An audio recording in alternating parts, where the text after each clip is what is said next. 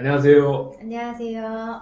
나눠세 북한 성경으로 마태복음 읽기 두 번째 시간입니다. 여러분 네, 반갑습니다. 오늘 이 마태복음 2장부터 저희가 읽어볼 텐데요.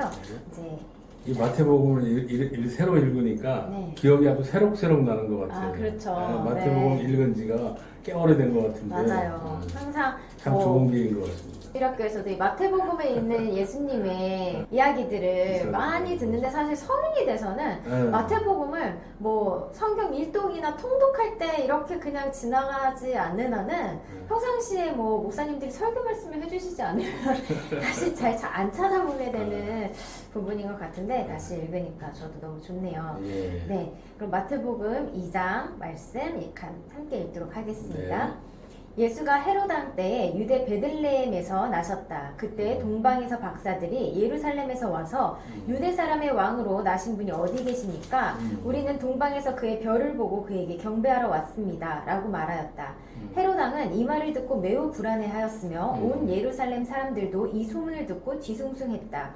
왕은 대제사장들과 백성의 율법학자들을 다 모아놓고 그리스도가 어디서 태어났겠는가? 라고 물었다. 그들은 이렇게 대답하였다. 유대 베들레헴입니다. 예언자를 통하여 유대 땅 베들레헴아, 너는 결코 유대 고을 가운데서 가장 작은 고을이 아니다. 너에게서 한 지도자가 나와 내 백성이 이스라엘의 목자가 될 것이다. 라고 하셨습니다.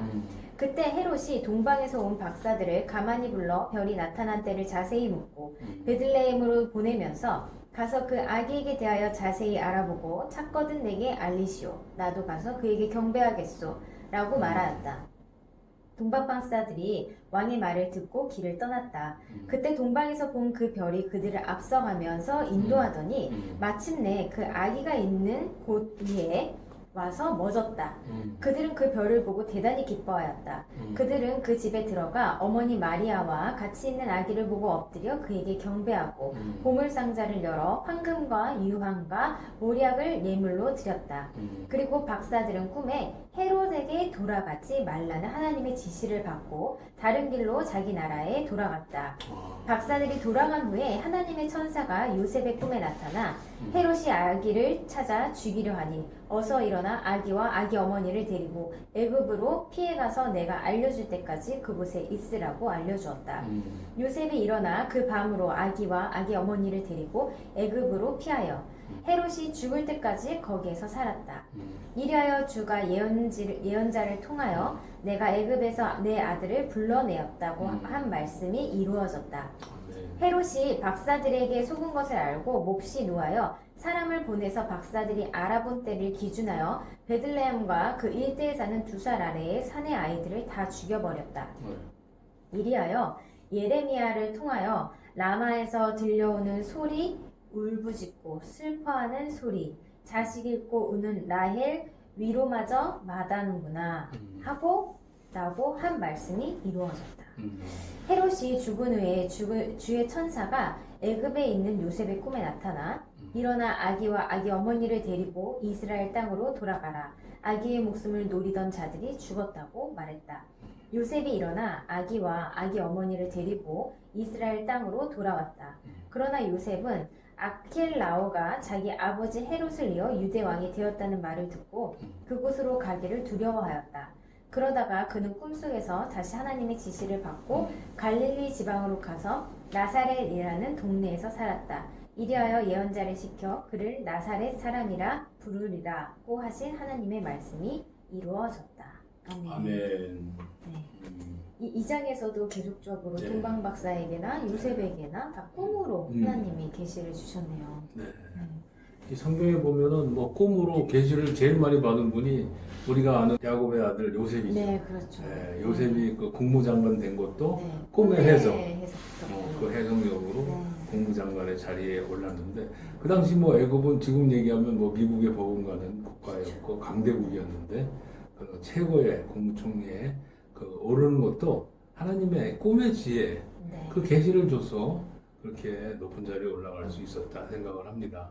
그러니까 우리 예수 믿는 분들은 하나님이 그 꿈의 계시로 지혜를 주시든지 말씀으로 지혜를 주시든지 하나님이 어떤 지혜를 주시면 인간이 만들어낼 수 없는 그 시공을 초월하는 놀라운 그 하나님의 그 계획이 밝혀지기 때문에 네. 그 계획을 아는 사람은 뭐 백전백승할 수밖에 없겠죠. 그렇죠. 네. 네, 맞습니다. 그래서 우리가 살아가면서 제일 중요하게 생각하는 게 하나님이 우리에게 주시는 비전. 그 비전. 내가 만든 비전이 아니고 내가 그리는 그림이 아니고 하나님께서 우리에게 주시는 그 비전이 꿈의 계시와 같이 우리의 삶을 통째로 바꿔놓고 우리의 삶에 하나님의 은혜와 그 계획과 능력이 나타나도록 사용하여 주신다 해서 우리가 요셉처럼 꿈으로 받든지 말씀으로 받든지 어떤 특별한 방법으로 하나님의 그 계시를 받을 때 우리는 하나님의 온전한 사람으로 하나님이 사용하는 도구가 돼서 놀라운 그 하나님의 능력을 나타내는 그런 삶을 살게 되지 않을까.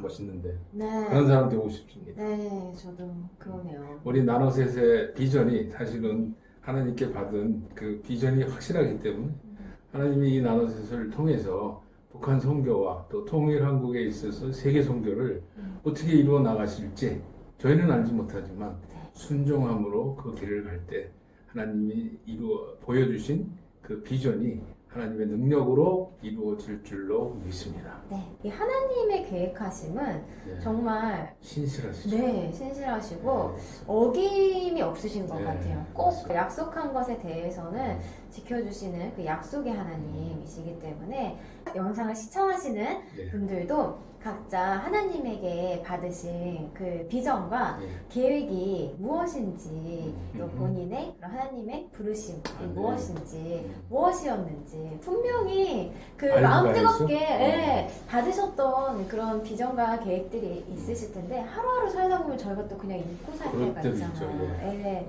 그래서 그런 것들을 다시 한번 이 마태복음을 저희랑 함께 읽으시면서 네. 되새겨보시는 시간이 되셨으면 좋겠습니다. 네. 네. 아멘.